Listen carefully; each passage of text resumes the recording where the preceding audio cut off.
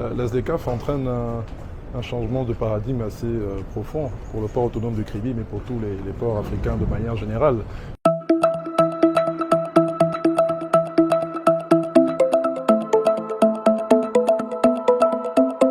Le port autonome de Kribi est naturellement mentionné pour être un hub sous-régional.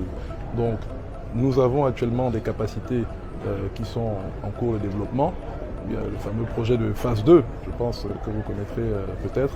Ce projet de phase 2 permettra de considérablement accroître les capacités d'accueil du port. On passera au niveau du terminal à conteneurs, par exemple, d'une capacité actuelle de 350 000 EVP à une capacité d'environ 1 million d'EVP, de conteneurs équivalent 20 pieds.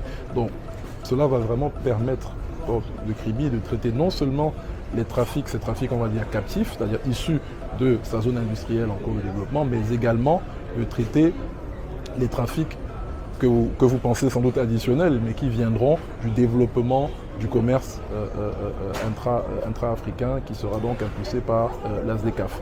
Nous passerons d'un trafic essentiellement tourné vers l'extérieur du continent à un trafic beaucoup plus régionalisé.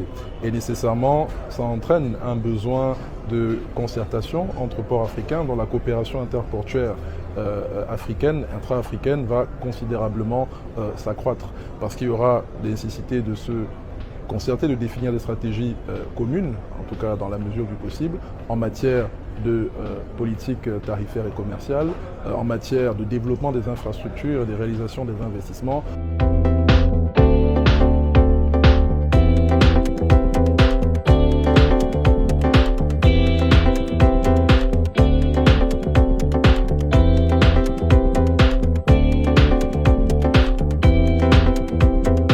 Alors il faut dire que l'opération de la SDCAF, c'est un processus évolutif. Donc ce n'est pas tout de go qu'un pays va voir arriver sur sa place portuaire des milliards et des milliards de tonnes de produits. Non, c'est un processus progressif, mais bien entendu, cela demande une certaine préparation. Préparation déjà au niveau réglementaire, que l'administration, que les gouvernements mettent en place des cadres qui permettent que les produits préférentiels estampillés SDCAF puissent accéder au marché.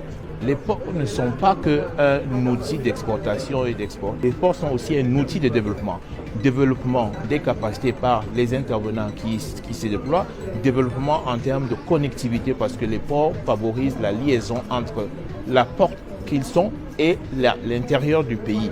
Donc, en termes de connectivité, les ports ont aussi un rôle à jouer dans la mise en œuvre de la zone de libre-échange continentale. Et bien entendu, en troisième lieu, les ports ont ce rôle-là de sécuriser la zone de libre-échange continentale parce que c'est une zone où circulent les produits qui ont accès à une préférence et cette préférence-là doit pouvoir circuler sans qu'il ne soit adjoint à ces produits-là des produits qui ne devraient pas avoir accès à ces préférences.